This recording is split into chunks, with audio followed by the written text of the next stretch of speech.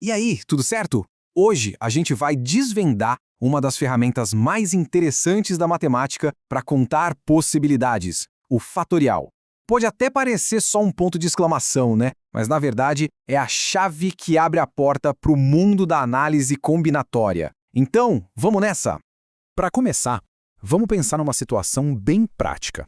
Imagina só, 4 livros e uma prateleira. A gente poderia até tentar listar todas as ordens possíveis, uma por uma, mas e se fossem 10 livros? Ou 100? Ficar contando na mão ia ser impossível, muito rápido. Precisamos de um jeito mais esperto de fazer isso. E é exatamente aí que entra a nossa estrela do dia. O fatorial não é só uma ideia abstrata, não. Ele é uma solução elegante e super rápida para problemas de contagem como esse dos livros. Então, o que é esse tal de fatorial? A definição é bem direta. O fatorial de um número n, que a gente escreve como n com um ponto de exclamação, é só a multiplicação desse número por todos os números naturais antes dele até chegar no 1. Ah, e um detalhe crucial. Isso só vale para números naturais, tá? Ou seja, nada de fatorial de número negativo ou com vírgula. Voltando para o nosso problema dos livros. Para resolver, a gente calcula o fatorial de 4. É bem simples, olha só. A gente faz 4 vezes 3, que dá 12, depois multiplica por 2, que dá 24, e por fim multiplica por 1, o que continua dando 24. Pronto! Existem 24 jeitos diferentes de organizar aqueles 4 livros na estante. Agora, se liga nessas duas regras que são a base de tudo. O fatorial de 1 ser 1. Faz todo sentido. Mas e o fatorial de 0? Parece estranho que seja 1, né? A lógica é a seguinte: de quantas maneiras a gente pode organizar um conjunto vazio, com 0 coisas dentro? Existe só uma maneira de fazer isso, não fazendo nada. Essa única possibilidade de não arranjar é representada pelo número 1. Isso não é só uma convenção, é o que faz as outras fórmulas da combinatória funcionarem direitinho. E aqui está o grande segredo para simplificar as coisas, uma verdadeira carta na manga. A gente não precisa sempre expandir o fatorial até chegar no 1.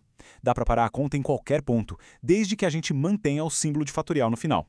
Por exemplo, 10 fatorial é o mesmo que 10 vezes 9 fatorial, ou 10 vezes 9 vezes 8 fatorial e por aí vai. Essa técnica vai facilitar muito a nossa vida. Agora, vamos falar de uma armadilha muito comum.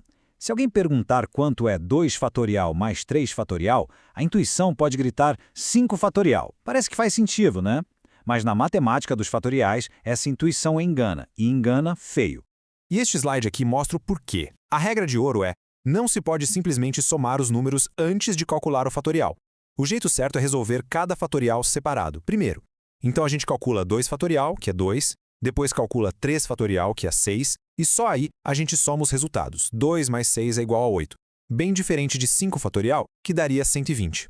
Beleza, agora que já sabemos as regras e os truques, vamos aplicar aquela propriedade da expansão para resolver um problema clássico: simplificar frações com fatoriais. O processo é bem metódico, não tem erro. Primeiro, a gente olha para a fração e identifica o maior fatorial, que no caso é o 10 fatorial. Aí, a gente usa aquele nosso truque: expande o 10 fatorial só até chegar no fatorial menor, o 8 fatorial. Como está ali no passo 3, a expressão vira 10 vezes 9 vezes 8 fatorial. Tudo isso dividido por 8 fatorial. E agora vem a parte mais legal, a mais satisfatória. Como o 8 fatorial aparece tanto na parte de cima quanto na de baixo da fração, a gente pode simplesmente cortar os dois. Eles se cancelam. E o que sobrou? Uma multiplicação bem simples, 10 vezes 9. O resultado final é 90. Viu só como uma fração que parecia super complicada virou um cálculo rápido e direto? Ok, a gente já dominou como o fatorial funciona. Mas por que aprender tudo isso? Porque o fatorial é a base, o alicerce da análise combinatória, que é a área da matemática que cria métodos para a gente contar e organizar as coisas de forma eficiente. O fatorial é o motor por trás de 3 ideias centrais. A primeira é a permutação, que nada mais é do que contar de quantos jeitos a gente pode reorganizar todos os itens de um grupo.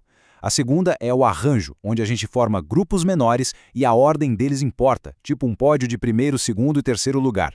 E por último, a combinação, onde a gente também forma grupos, mas a ordem não importa, como quando escolhemos os ingredientes de uma salada.